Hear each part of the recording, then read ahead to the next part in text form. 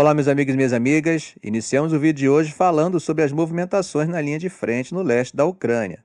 Começando pela região de Kharkiv, ontem, quarta-feira, as forças russas avançaram um pouco de forma marginal em direção à cidade de Vovchansk, que, como vocês sabem, fica no nordeste de Kharkiv. Imagens geolocalizadas confirmam que esses avanços aconteceram no centro da cidade e os russos continuam mantendo operações ofensivas por lá. No entanto, houve resposta ucraniana também. Eles contra-atacaram ao norte de Kharkiv, perto de Rybok, e, segundo o comandante de batalhão ucraniano, conseguiram recuperar posições estratégicas ali. Indo agora para a linha Kupiansk-Svatov-Kremina, também houve pequenos avanços russos naquela região. Imagens geolocalizadas mostram que eles ganharam terreno ao sul de Devorikna e reforçaram posições perto de Lozova. No entanto, até agora não há confirmações visuais desses avanços, ou seja, como pode ser verdade, também pode não passar de propaganda. Logo, como sempre falo, devemos receber essas informações com cautela. Por fim, gente, perto de Toretsk, as forças ucranianas recuperaram algumas posições em Shcherbinivka, ao mesmo tempo em que os russos avançaram um pouco a oeste de Nelipivka.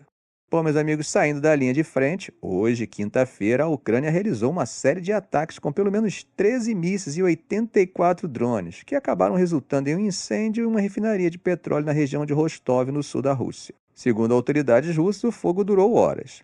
Claro que esses ataques, fazem parte da estratégia da Ucrânia de mirar na infraestrutura petrolífera russa, que é uma fonte importante de recursos para financiar a economia de guerra do país. No entanto, essa intensificação também estaria dentro de uma perspectiva de que é necessário escalar o conflito antes da posse de Trump nos Estados Unidos. E por esse mesmo motivo, só que com efeito inverso, Putin tem ficado meio que na defensiva, evitando a retaliação, embora tenha prometido que responderá. Segundo a defesa aérea russa, eles conseguiram derrubar 84 drones, sendo 36 só na região de Rostov. Mas o governador interino de Rostov, Yuri Silzar, confirmou que, mesmo assim, a Ucrânia conseguiu atingir a região com 13 mísseis e dezenas de drones, o que acabou provocando um incêndio na refinaria de Novochakitinsk, que já foi alvo várias vezes antes. Agora, sobre os mísseis usados contra Rostov, ainda não se sabe ao certo quais foram, mas a Ucrânia já usou recentemente os ataques MS fornecidos pelos Estados Unidos. Esses mísseis, junto com os Storm Shadow britânicos, já tinham sido empregados em ataques em 19 e 21 de novembro. Esses ataques, inclusive, como vocês lembram, provocaram uma resposta da Rússia com o disparo do novo míssil hipersônico Oresnik. Mas de lá para cá, a Rússia não tem reagido na proporção em que os ataques têm acontecido contra seu território. Andriy Kovalenko, chefe do Centro Oficial Ucraniano contra a Desinformação, afirmou que os ataques recentes foram à fábrica química de Kapensk, que produz combustível sólido para motores de foguetes. Na quarta-feira, a Ucrânia lançou 6 mísseis ataque MS de longo alcance e 4 Storm Shadow contra a região sul de Rostov, e isso de acordo com o Ministério da Defesa russo. As forças russas alegam ter abatido todos os ataques MS e 3 dos 4 Storm Shadow, mas também destacaram que Moscou vai responder a esses ataques. Bom, gente, hoje, quinta-feira, Putin disse que está disposto a conversar sobre a Ucrânia e que toparia negociar com Trump para tentar acabar com o conflito. Segundo ele, não tem condições prévias para começar a falar com a Ucrânia. Trump, que gosta de se apresentar como um mestre em negociar acordos, ainda não revelou como pretende abordar essa questão, mas Putin disse estar aberto para um encontro com ele. Durante uma sessão de perguntas e respostas transmitida na TV estatal russa, Putin afirmou a um repórter de um canal de notícias americano que não conversa com Trump há anos, mas que está pronto para retomar o diálogo. Perguntado sobre o que poderia oferecer a Trump, Putin rejeitou a ideia de que a Rússia estaria em uma posição frágil. Ele destacou que o país se fortaleceu desde o início da guerra em 2022 e reafirmou que sempre disse que estavam prontos para negociações e compromissos.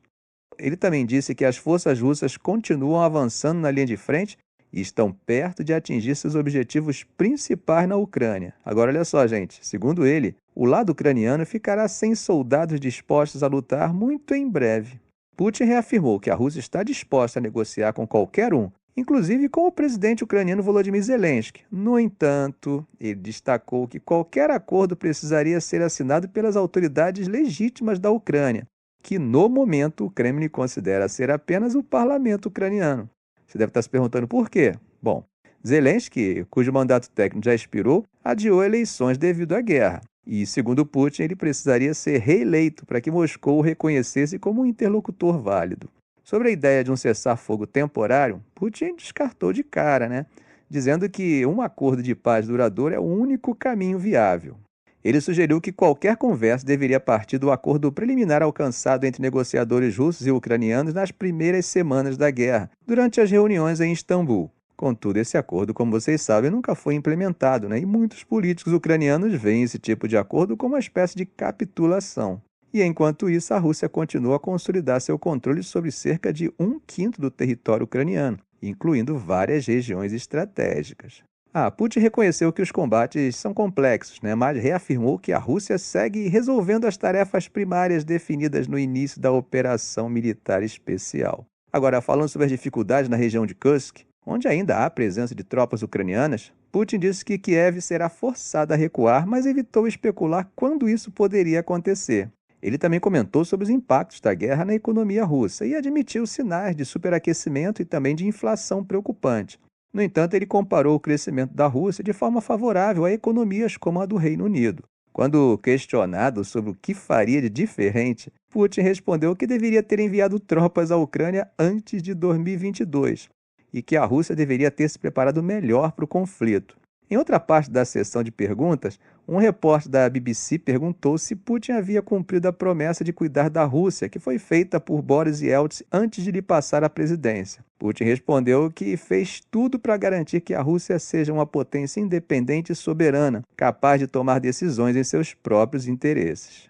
Sobre o Oriente Médio, ele disse que essa conversa de que a influência russa na região acabou é exagero total. Ele comentou sobre as bases militares na Síria e garantiu que a maioria do pessoal por lá está de boa com elas continuando ativas. Para concluir, Putin defendeu o avanço tecnológico russo, citando o míssil hipersônico Oresnik como invencível.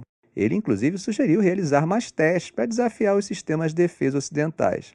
Zelensky, reagiu a essa declaração durante uma conferência do Conselho Europeu em Bruxelas, questionando a sanidade mental de Putin ao sugerir mais lançamentos de mísseis. Mas, olha essa do Putin. Ele sugeriu nada mais, nada menos do que um duelo de mísseis com os Estados Unidos. É isso mesmo que você ouviu. Ele quer mostrar que o novo míssil hipersônico russo Oresnik consegue derrotar qualquer sistema de defesa americano. Para responder ao ceticismo do Ocidente sobre o Oresnik, ele sugeriu que cada lado escolhesse um alvo protegido pelos mísseis dos Estados Unidos para testar. Segundo Putin, esse é um armamento moderno, mas baseado em design russos anteriores. Bom, mas como vocês puderem perceber, Zelensky está bem atento a tudo isso, né? E ele vem tentando convencer Trump de que é necessário parar Putin. Ele pediu para o Trump se aliar à Europa para dar um fim nos avanços da Rússia e salvar a Ucrânia. Não sei para vocês, mas para mim ele parece que está preocupado, porque o Trump é meio cético com a OTAN e pode cortar a ajuda americana para a guerra na Ucrânia. Segundo Zelensky, os Estados Unidos e a Europa precisam trabalhar juntos. Ele disse que eles precisam muito dessa unidade entre os Estados Unidos e a União Europeia e os países da Europa para alcançar a paz. Segundo ele, só juntos os Estados Unidos e a Europa podem realmente parar o Putin e salvar a Ucrânia. No encontro da União Europeia, os líderes disseram que vão mandar um recado para o Trump mostrando que continuam apoiando a Ucrânia e que qualquer acordo de paz precisa respeitar a integridade territorial do país. O presidente do Conselho Europeu, Antônio Costa, disse o seguinte: essa guerra não é só sobre a Ucrânia e a Europa, é sobre a lei internacional. A invasão precisa ser derrotada. Os líderes europeus reafirmaram o compromisso de apoiar a Ucrânia pelo tempo que for necessário, enquanto Trump continua pedindo um fim rápido para a guerra. Como vocês sabem, ele até sugeriu que o Zelensky negocie com o Putin, mas não explicou se isso inclui ceder territórios. Vale lembrar que as forças russas ocupam quase 1/5 do território ucraniano e estão avançando no leste. Outro ponto do encontro foi garantir ajuda imediata para a Ucrânia, enquanto também pensam na segurança de longo prazo do país. Zelensky teve reuniões com o chefe da OTAN, Mark Rutte, e outros líderes para discutir essas estratégias. Agora, tem um assunto aí sobre as relações entre os Estados Unidos e a União Europeia, né? Trump já avisou que o bloco vai pagar um preço alto com tarifas por não comprar produtos americanos suficientes. Ele já colocou tarifas pesadas no Canadá, no México e na China, e a Europa acha que pode ser a próxima da lista. Para tentar acalmar a situação, os europeus podem acabar comprando mais gás natural liquefeito ou armas dos Estados Unidos. Tem mais, os líderes também falaram sobre a China e a possibilidade de precisar escolher um lado em um conflito comercial entre Estados Unidos e China. Isso além de discutir a relação com o Reino Unido, que quer se aproximar da União Europeia e ainda é visto como um aliado de segurança importante pelo bloco. Ficamos por aqui. Se esse vídeo foi útil para você, faça um comentário, compartilhe em suas redes sociais, dê um like.